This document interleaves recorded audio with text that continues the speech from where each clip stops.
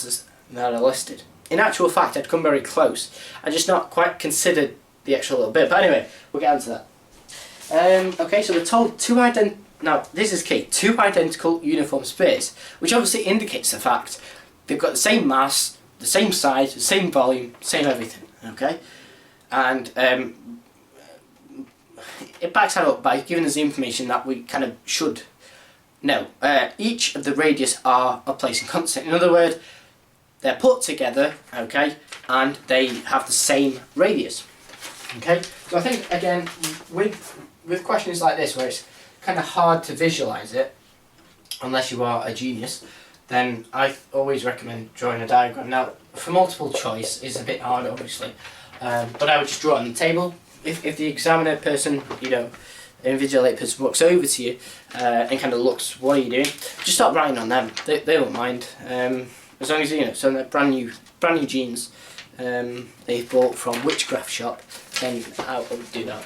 Okay, so anyway, these two spheres just represent planets. You can just think of them as planets. Okay, they're put together. Okay, now they both got a radius r. Okay, we're told that the force between them is F. Now the only force, it talks about force of attraction. Now the only force that attracts two spheres together is gravitation. Okay, as far as we're considered, and it's mentioned in this question, but it's not saying gravitational force. So maybe that put you off. Okay, so we know they've both got a radius r. Okay, so therefore the total distance between the two spheres is 2r. In other words, r plus r, obviously. We're told that they are now separated until the force of attraction is F over 9. So when they are 2r apart, in other words, their distance, because obviously there's no distance between the surface of the spheres, you take the distance between the spheres,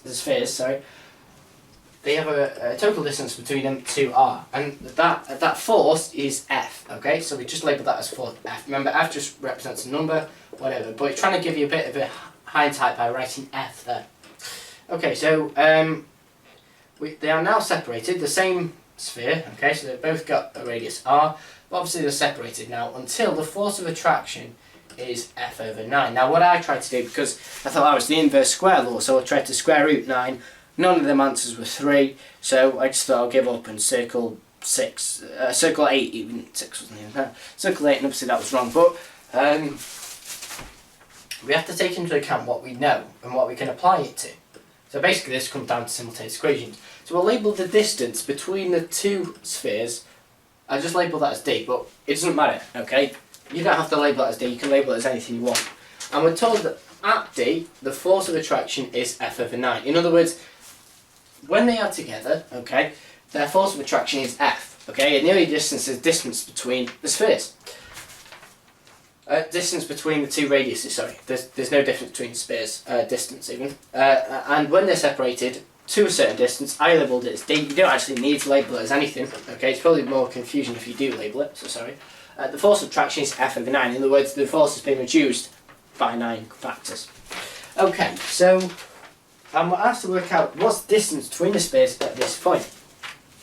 You can hay fever and a lack of willingness to do anything anymore is kind of killing me.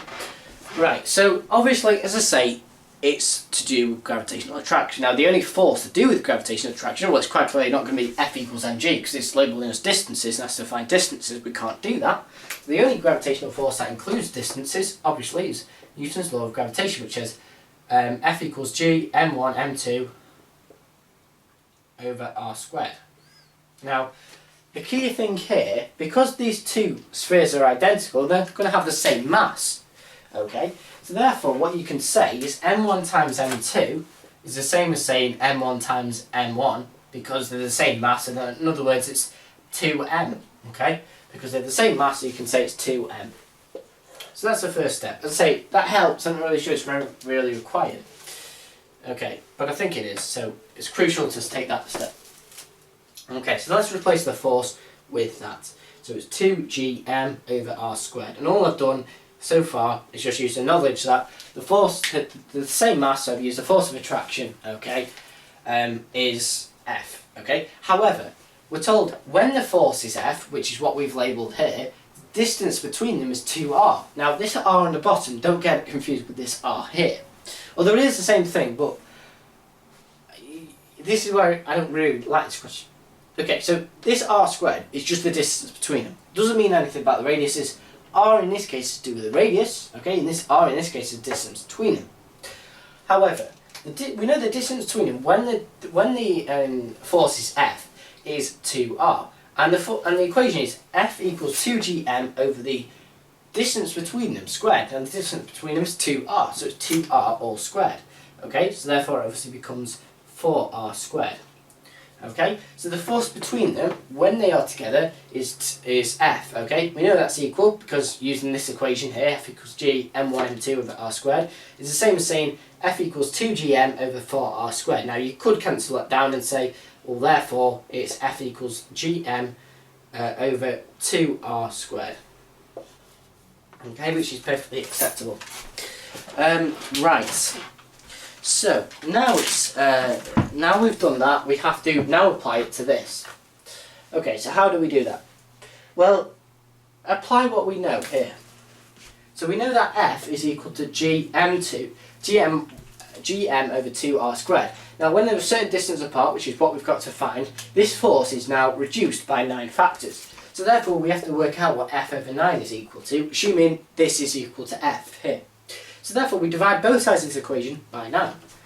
Okay, so F over 9 is equal to gm over 2r squared over 9. In other words, it's gm over, well, if you divide that by 9, you do it times it by a ninth. Okay, so obviously that becomes gm over 18r squared. Okay, so that's what F over 9 is, and that's where we're going to go from so far. That's our next writing bit step.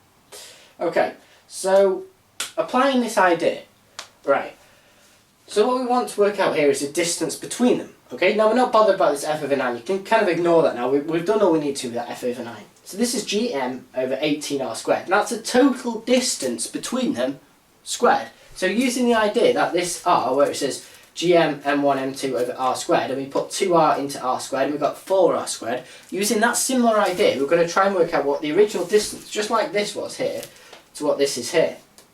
However, in this case we were just measuring the distance between the two centres, whereas here we're measuring the distance between the surfaces. Okay, so we know the total distance between the two radiuses, okay, because when we square root this, okay, it's going to give us, have I done this right?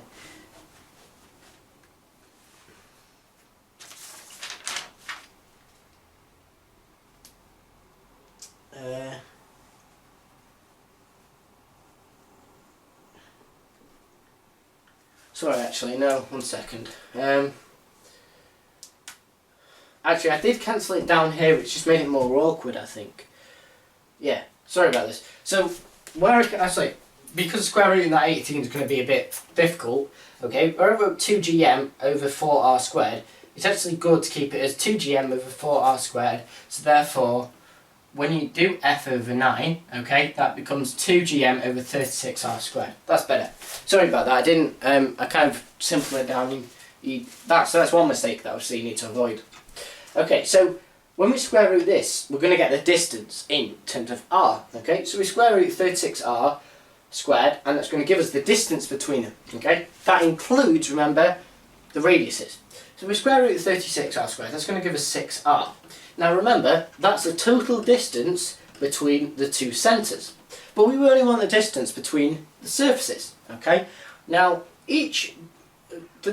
from the centre to each surface, okay, from each sphere, that's got a radius r, okay? There's a radius r on this side and a radius r on this side, in other words, 2r, okay?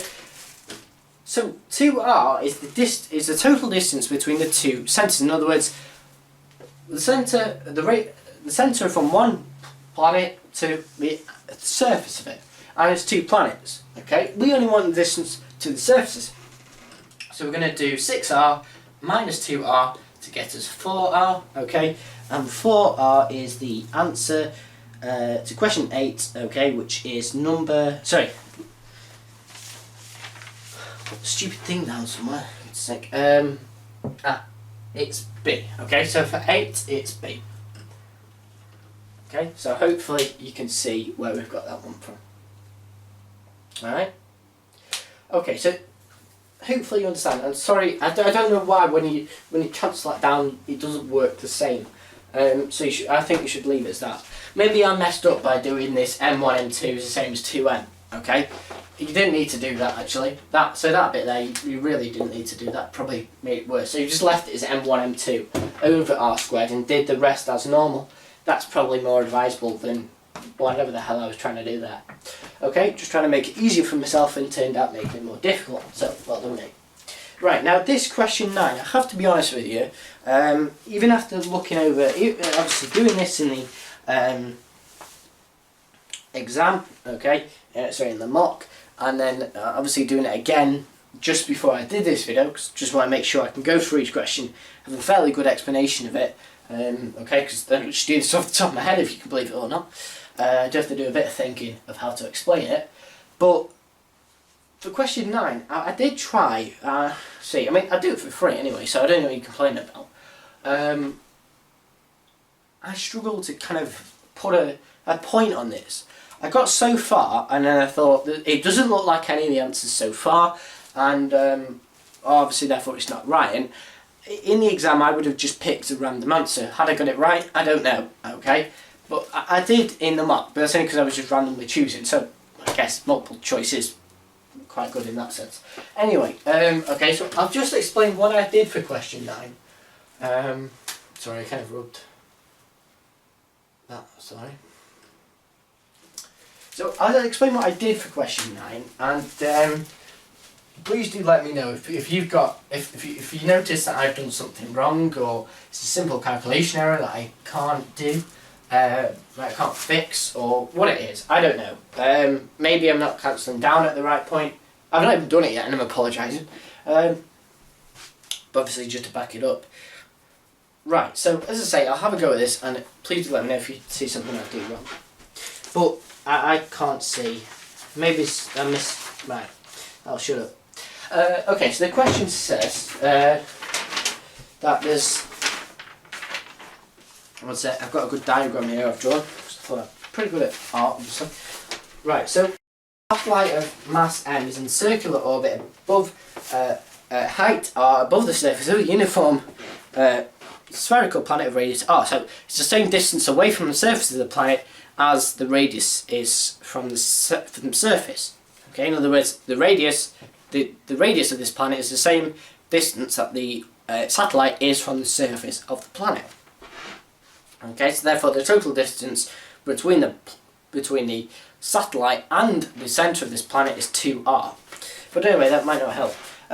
So it orbits at this radius r, okay, above the height of the surface, and this planet's got a density p. And now we're not asked to give. And it says what is the force of gravitational attraction between the satellite and the planet.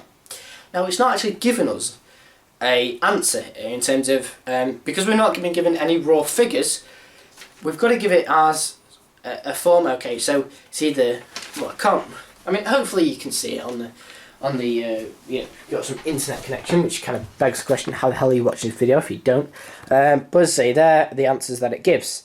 Okay, so I don't know if you can quite make that out because I put it on autofocus, so it should work. But anyway, it says there's just a list of a couple of answers there, and asks us to work it out. Okay, so I just draw a kind of crap analysis here. So that was going to be a planet, but it's turned out more like a freaking potato. Sorry, that's better. So it's got a radius r. Okay, and there's this planet, satellite which is orbiting also at this radius r. Okay, that's actually quite a good diagram. Almost as good as the one I drew on the page. Still. Okay, so we know it's. So let's just label what we're given. So the planet's radius is equal to r. The height of orbit above the surface is r. and we know that it's got a density of P. Because the density of this planet. Okay, so we've got to work out the force of gravitational attraction between the satellite and the planet. Okay, so as before, we've got to use the equation for gravitational attraction, which is F equals G m1 m2 over r squared, but r is the distance between them. In other words, distance between the centre of this and this object that's orbiting, that isn't actually in orbit because I'm drawing it. Okay, so we've got to, right, now we're not told the mass of this planet, okay, and if you look in the answers, the potential answers, there's only got one m in there. In other words, this equation says gm1 m2 over r squared. The m, one of the m's has disappeared and been changed into something pi, whatever answer you choose, okay. So quite clearly what we've got, what we've got to do is change one of these m's. It doesn't matter which one, obviously, because you might take m1 to be the mass of the planet or m2 to be the mass of the planet. Doesn't matter. We just got to change one of the m's into something to do with pi. Now, quite clearly, that's going to be the volume, because we've been given the density. Well, we've not been given the density. We've been told that P is net. We already know that, but because they've told us that, it's going to be involved in some kind of calculation.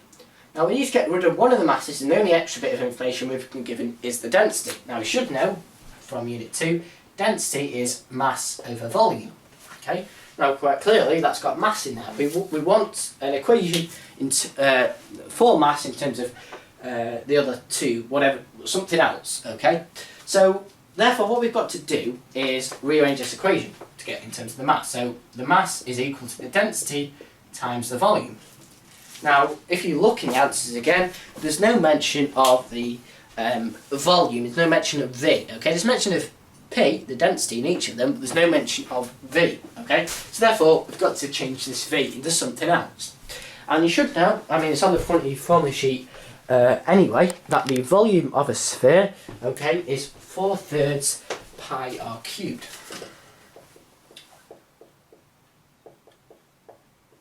Okay, where this r cubed is the radius.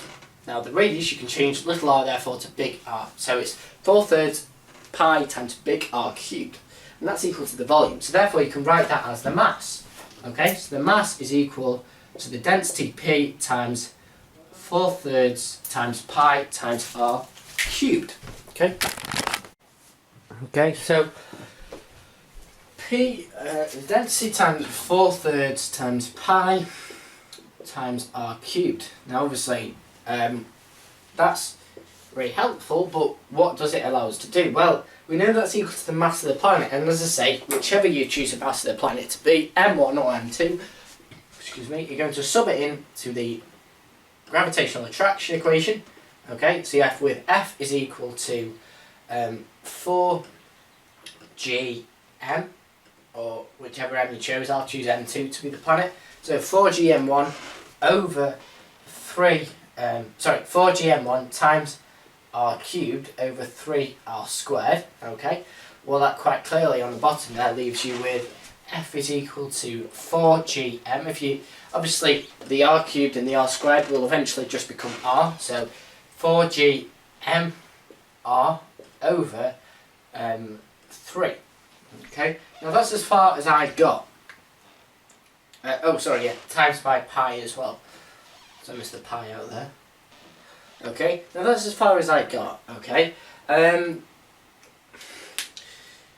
but the answers that are listed, okay, don't involve. So the answers either are pi times density gmr over 3, or 2 pi times the density gmr over 3, or pi pgmr squared over 3, or 2 pi pgmr squared over 3. Now I don't think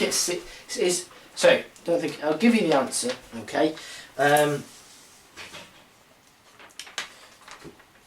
Sorry, 1 second, let me just load it up, see if it works. That's the right one, yeah. So the answer is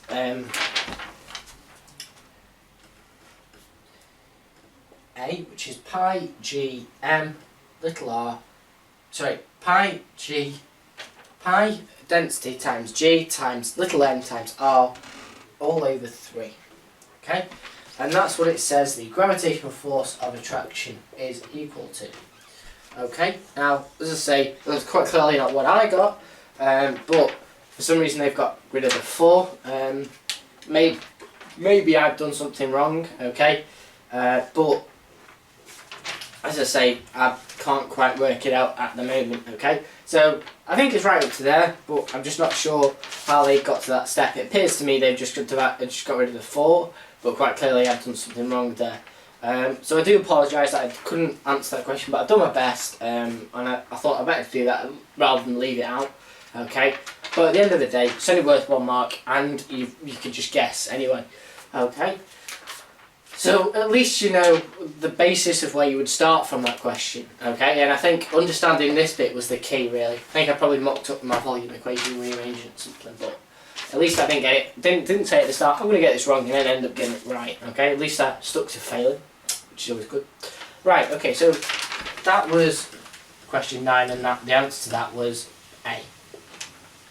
Okay, so as again, sorry about not being able to finish that, but hopefully we won't have any more of them. But it was quite a nasty question, to be honest, and if that's sometimes why I don't like multiple choice, because we did all that working out. And you know, normally that would be quite a high mark question if it was on the written paper, okay, you'd get some marks for you working out, but obviously they're not going to be that kind, okay? Right, so question 10, Question 10 gives us 2 planets, okay? We're told planet P has a radius. Now the radius is given in kilometres, it's 8,000 kilometres. But obviously we want it in SI units, so it's 8,000 times 1,000 in metres, okay? Or 8,000 times 10 to the 3. Because obviously you need to convert kilometres to metres. The density don't need to convert to anything because it's just given it's 6,000 kilograms per metre cubed. Now you don't need to convert, I know it says kilograms, you may all kilo, you need to convert that one. Kilograms, remember, is standard SI unit, so that's completely fine. And then we've also got planet Q, okay, which has a radius of 16,000. Now obviously, again, that's given in kilometres, so it's 16,000 times 1,000 in metres. Okay, its density is half of Q's density, okay, which is 3,000 kilogram per metre cubed. Now, you may notice a few things here. The fact, the radius of planet Q is twice that of planet P. The density of planet P is twice that of planet Q. In other words, for planet Q, the density has been halved and the radius has been doubled. We're told that the gravitational field strength at P, the surface of P, is 13.4 newtons per kilogram. Okay, now just to give it away for those that you just wanted the question, we end up finding out that the gravitational field strength for Q is also 13.4 newtons per kilogram. Okay, that's the right answer, and that is letter B. Okay, so for 10 it's B, but we'll just explain why. Now, they wouldn't have given you P if you didn't have to do something with it. However, this is one of them rare occasions either that I've completely mucked it up, but I don't think I have because my working's perfectly acceptable. It's anything you would normally do. They've given you P, as I say, and they want you to work out the gravitational field strength at Q. Now, maybe that's just to check that you can do it right, okay? But all I see is that you only need Q to be able to work this out. You can ignore all the information they've given you for P. It's a load of waffle, okay? You don't need it. But that's very rare, and I think that's probably kind of the thing, because that's double. I think the reason is the radius is doubled and the density is halved, which means the fact that the radius has been doubled is cancelled out by the fact that the density is halved, so therefore the gravitational field strength remains the same. But I would always, rather than just go off that philosophy, which is I think the philosophy they were trying to get you to do, okay, which is probably what you should do, to be honest, in the context of the time pressure. You want to work out the gravitational field strength, okay? And you know the gravitational field strength is equal to Gm over r squared. Well, we know the density is the 4/3 pi r cubed. Well, we know the radius, so we can just work out the density. You work out the density of P, and obviously that will give you whatever answer it gives you. And you know the density is equal to the mass over volume. Sorry. So I've jumped ahead of myself there. Density, sorry, sake. This is long dead. Density is mass over volume, sorry. So therefore mass is equal to density times volume.